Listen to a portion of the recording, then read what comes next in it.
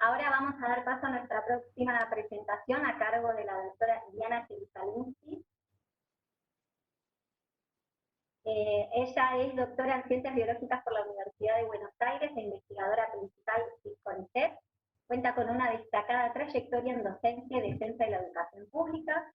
Ha sido reconocida con el Premio Grandes Maestros de la UBA y en dicha institución se desempeña también como profesora titular conjunta.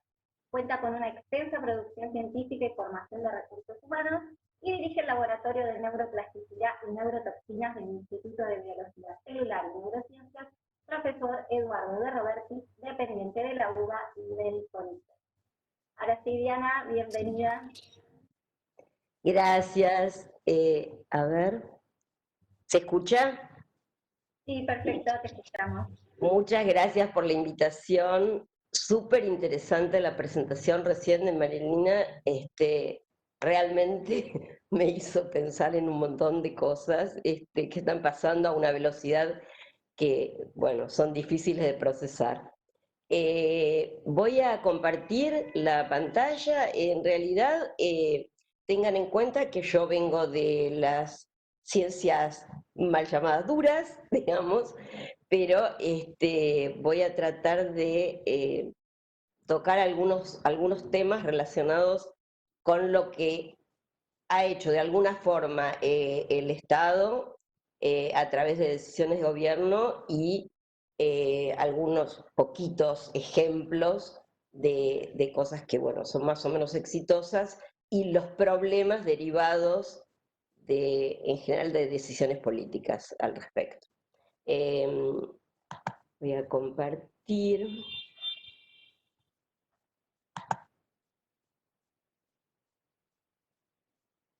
Díganme si ven la presentación. Sí, ahí ya se ve, Diana. ¿Se ve? Perfecto, perfecto. A ver si puedo ponerla como presentación. Ahí está. Muy bien. Entonces, bueno, un poco la idea era eso, ¿no? Contarles desde mi lugar como investigadora. Yo soy investigadora fundamentalmente en neurociencias y estoy ahora muy involucrada en los temas relacionados con COVID-19, bueno, porque estamos en medio de la pandemia. Realmente, rápidamente, cuando llegó la enfermedad, aquí se hicieron movidas que fueron interesantes, ¿no? Desde el Estado se decidió formar la unidad coronavirus, como seguramente todos ustedes saben, y donde participa el Ministerio y la Agencia Nacional de Promoción de la Ciencia y la Técnica, el CONICET, y se lanzó una convocatoria. Esta convocatoria fue más o menos rápida, digamos, y bien manejada, relativamente bien manejada, con problemas, algunos de los que justamente tocó de alguna forma al final María Elena, relacionados, por ejemplo, con las evaluaciones, con el problema de conformar estructuras que deben ser multidisciplinarias. Nosotros no tenemos duda, en este caso deben ser multidisciplinarias, y poder realmente tomar decisiones para poder evaluar correctamente, ¿no?, los proyectos a realizar. Bueno, en esta convocatoria, que se presentaron más de 900 proyectos, finalmente se seleccionaron 19 ideas proyecto. En ese momento eso equivalía a alrededor de 5 millones de dólares, pero como ustedes saben, estamos en Sudamérica y en particular en la Argentina. Así que ese dinero hoy es bastante menos, porque se otorgó en pesos. Bueno, la idea que fue buena, creo yo, de entrada, era optar por proyectos que se resolvieran como, o que tuvieran productos rápidamente, y por el otro lado, investigadores que ya tuvieran proyectos en marcha, de manera que ya tuvieran algo de dinero. Y bueno, había obviamente gente que estaba trabajando incluso con otros virus, con otras enfermedades endémicas y epidémicas, y entonces fue rápido eso, ¿no? Esto ocurrió por abril del 2020, perdón, no era la intención. Bueno, y una de las primeras cosas interesantes que se hicieron, si me ven todavía yo les puedo mostrar, este es un desarrollo de barbijo con telas antivirales que tienen nanotecnología involucrada, y lo traigo acá porque lo interesante de esto es que de alguna forma inicialmente juntó a científicos, científicas de la UBA, de CONICET, de la Universidad Nacional de San Martín, con una pyme textil. Y estas cosas, para mí, digamos, son las que muestran claramente cómo esto tiene que estar en manos de estructuras multidisciplinarias, tanto para las evaluaciones como, por supuesto, para las realizaciones. Bueno, esto fue alrededor del 6 de agosto ya aprobado y en marcha. Como les mostré, ya tenemos acá están hechos con nanotecnología que implica nanopartículas metálicas en las telas, son 3 capas de telas que, bueno, son antibacterianos, antivirales, etc.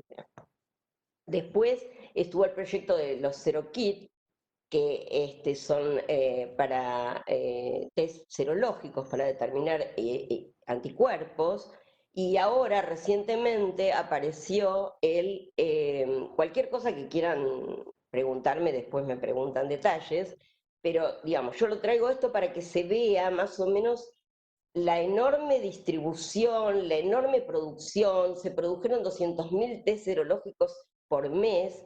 En este momento ya hay en muchas provincias, en muchos hospitales, todas las autoridades de salud nacionales son controladas con estos test, etc. Y ahora, últimamente, hace muy poco, el 25, hace un mes, se aprobó por ANMAT el segundo, digamos, estaba el COVIDAR IgG, para determinar un proyecto que determinaba la inmunoglobulina de tipo G, que es la inmunoglobulina más permanente, el anticuerpo más permanente, que va a seguramente perdurar un poco más después de tener la enfermedad, y tal vez sea el que podamos determinar muchos meses después de habernos aplicado alguna vacuna.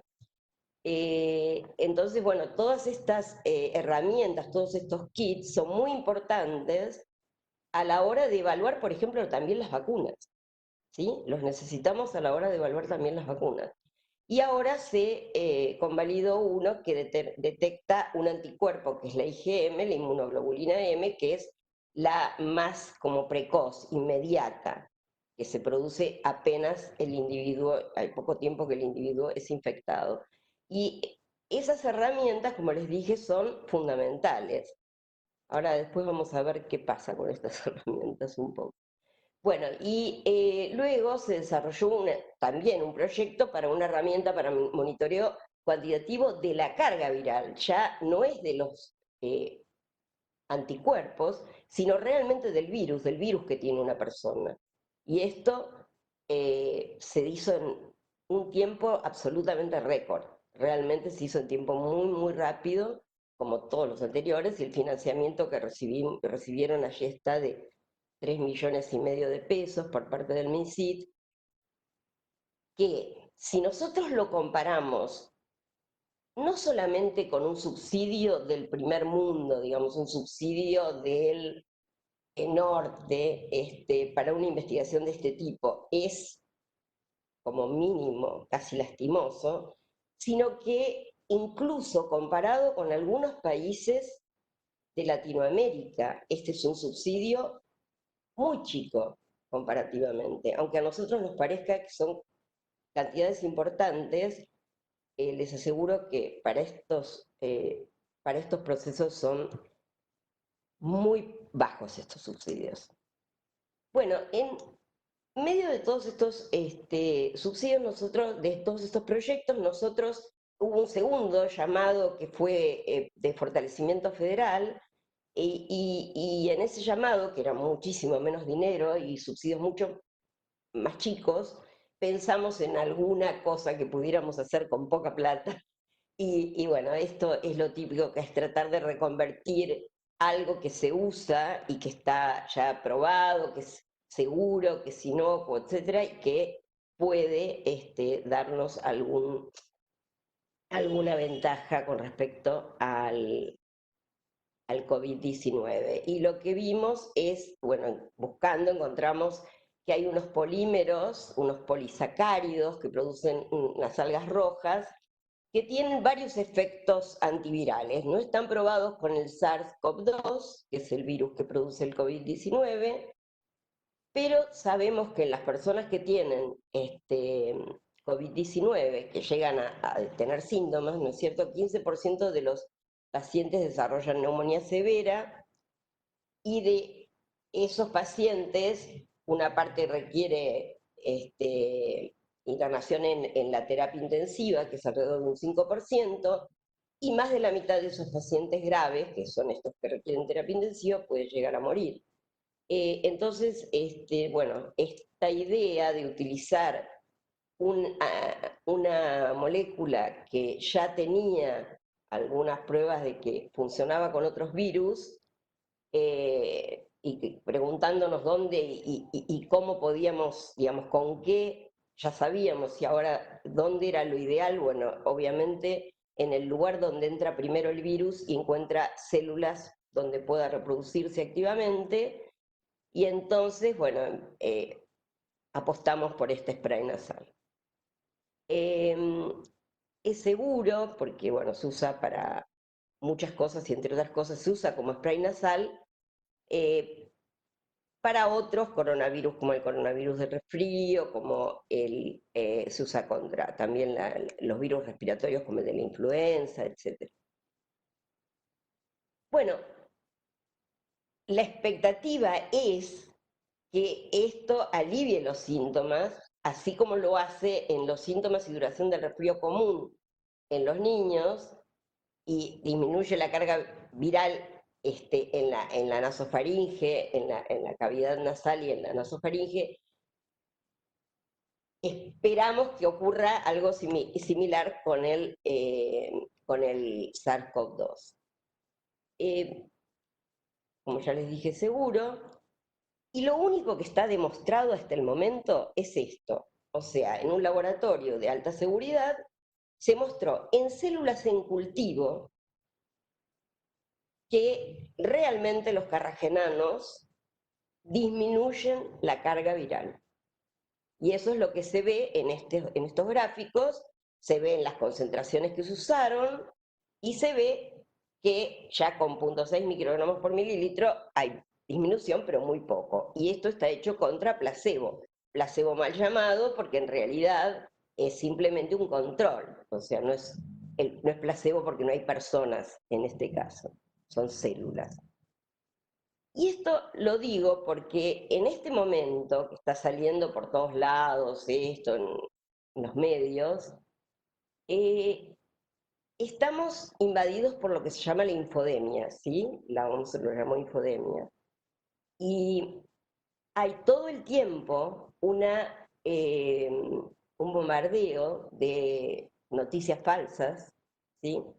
Y estas noticias falsas, por ejemplo, involucran también a estas moléculas, las carrageninas, que son este polisacárido que tiene cierto efecto particular antiviral contra varios virus, y que in vitro fue demostrado que también tiene efecto contra el SARS-CoV-2. ¿Por qué digo que no son noticias, entre comillas, confiables? Porque para que sean noticias confiables tiene que haber un estudio, y eso es lo que nosotros tenemos que hacer. Atrás tiene que haber un estudio, un ensayo clínico que demuestre contra placebo y a doble ciego, lo que nosotros llamamos randomizado a doble ciego, es decir, al azar distribuido entre los pacientes o personas que sean voluntarias para el estudio, sin que sepamos qué es lo que reciben, ni ellos tampoco, y una casuística suficiente. Todo esto, que seguramente ustedes ya lo conocen y que tiene mucho que ver con la ética en la investigación, bueno, esto es lo que nos cuesta mucho cuidar que en los medios no trasciendan o en las redes no se transformen en fake news. Entonces, como les dije, hay resultados en células. Los otros estudios se están realizando, no se han concluido. Ahora está circulando un resultado de un ensayo que se hizo en presencia de dos fármacos, ivermectina y carragenanos. La ivermectina es un antiparasitario y que en algunas de las concentraciones usadas, las más altas, es tóxico. Y se usa junto con la carragenina. O sea que nosotros, a pesar de que hay resultados con una casuística todavía pequeña, pero hay resultados, no podemos saber si el resultado se debe a uno u otro fármaco. Eso es imposible de saber. Bueno, dicho esto, es interesante, digamos, por qué nosotros nos vimos motivados a tratar de parar la infección desde el lugar donde entra, donde se inicia. Vimos que un alto porcentaje de los pacientes presentan insuficiencia respiratoria, aun cuando tengan una mecánica respiratoria normal o casi normal. Sin embargo, tienen muy baja oxigenación. Y eso podría ser atribuible a una grave falla en la regulación de cómo está el tono vascular, o sea, cómo están los músculos de sus vasos en los pulmones. Bueno, hay ciertas evidencias científicas que indicarían que este fallo tiene su origen en alteraciones producidas por los virus en el sistema nervioso, en los centros cardiorrespiratorios del sistema nervioso. Entonces, es muy interesante esta cuestión de tratar de evitar que el virus suba hacia el sistema nervioso desde el epitelio olfatorio. Eso fue una de las motivaciones que tuvimos. Ninguna de estas cosas que estoy diciendo con respecto al uso de los carragenanos está todavía demostrada, está en estudio. Bueno, se ha descrito la acción antiviral, como les dije, de los carragenanos con respecto a montones de virus y está habilitada por el ANMAT. Además, hay 18 países que lo comercializan y hay spray nasales que se usan incluso en niños. Muy bien, entonces ahora pasamos al otro tema. Es la otra cosa muy importante, ¿sí?, que les vengo comentando y que a nosotros nos preocupa muchísimo, a todos los científicos, que es esta cuestión de las noticias falsas. Se formó un equipo, este es otro de los proyectos, un equipo de científicos y científicas. La directora es una especialista en inmunología, no en comunicación,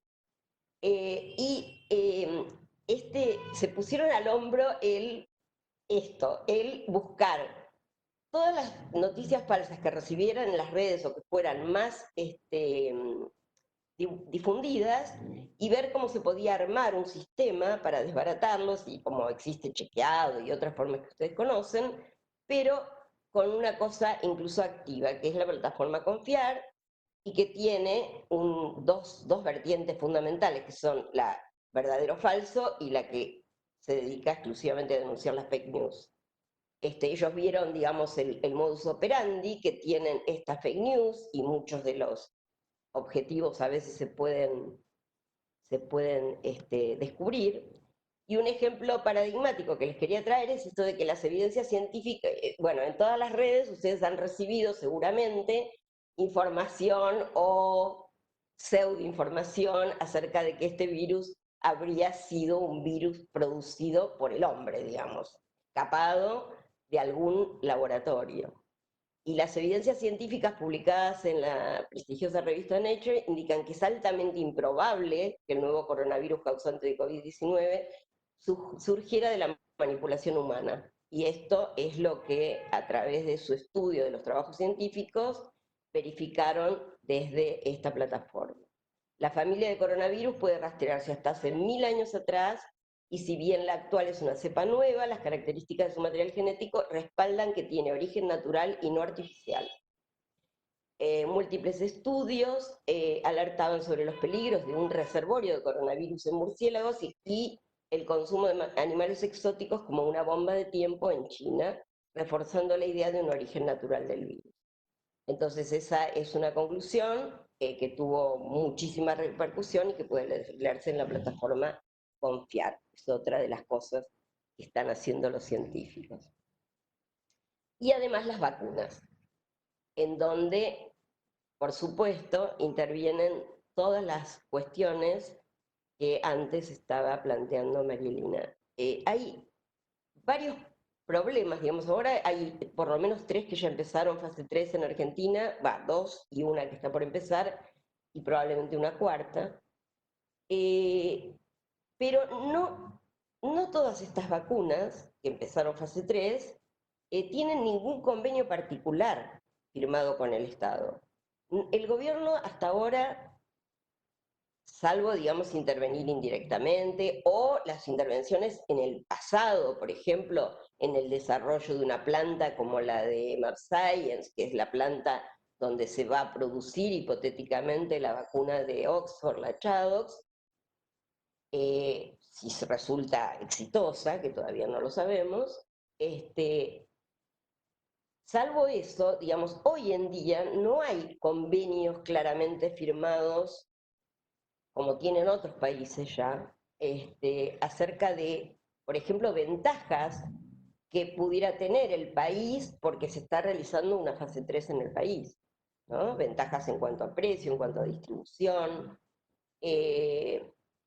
Después hay muchas cuestiones que nosotros los científicos nos preguntamos, o sea, yo ayer asistí justamente a la reunión que hubo con México, el webinario, ¿no?, de México y Argentina, donde estuvo también el ministro y la secretaria de México, de Ciencia y Técnica, y si bien hay apoyo y hay una buena predisposición, por lo menos en la Argentina no hay ningún apoyo concreto, quiere decir convenio firmado, algún tipo de acuerdo que nos beneficie particularmente con respecto a las vacunas. Bueno, esto lo quería señalar porque justamente es una de las cosas que me preocupa mucho en este momento y lo quería comentar también respecto de uno de los primeros proyectos que comenté, que fueron con bombos y platillos anunciado por el ministro de Salud en su momento y el ministro de Ciencia y Técnica de la Nación, los NeoKit. Los NeoKit, que son esos kits para determinaciones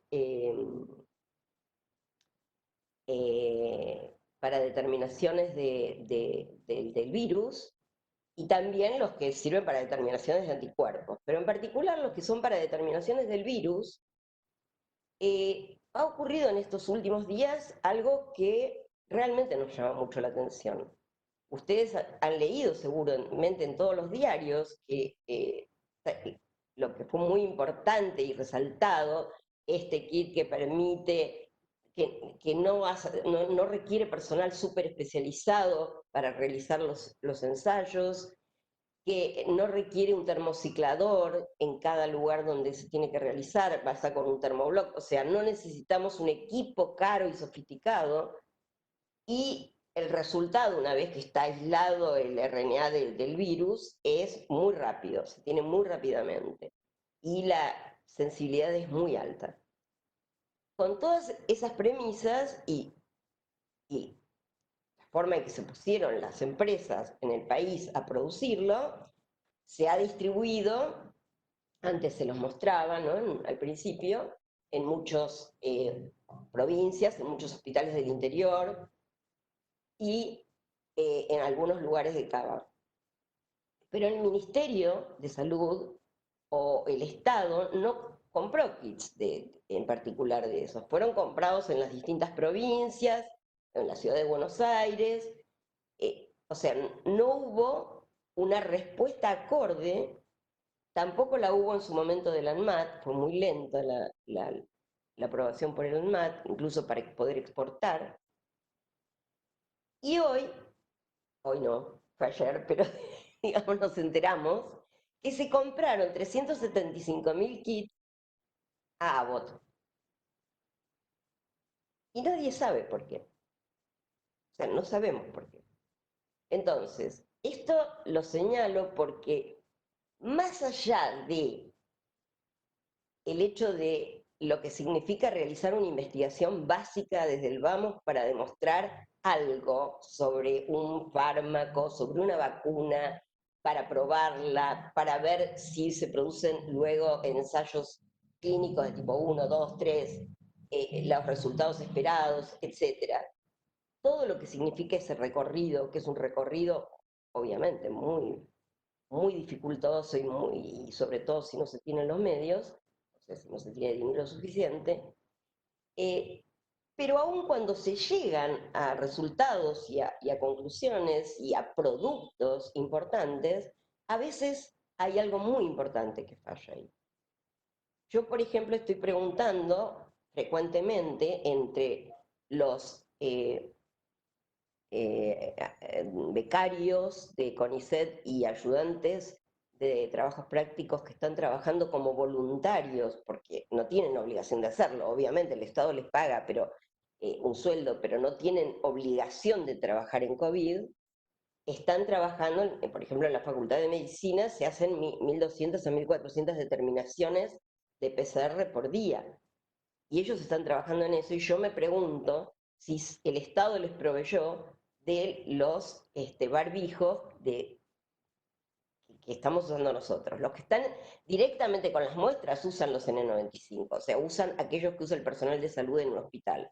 Pero los que no están directamente con las muestras, están circulando por la facultad, deberían usar el otro. Y no han sido provistos con esos medios. Como en otros lugares del interior, ya sabemos, no han recibido todas las formas de protección que debería recibir el personal de salud.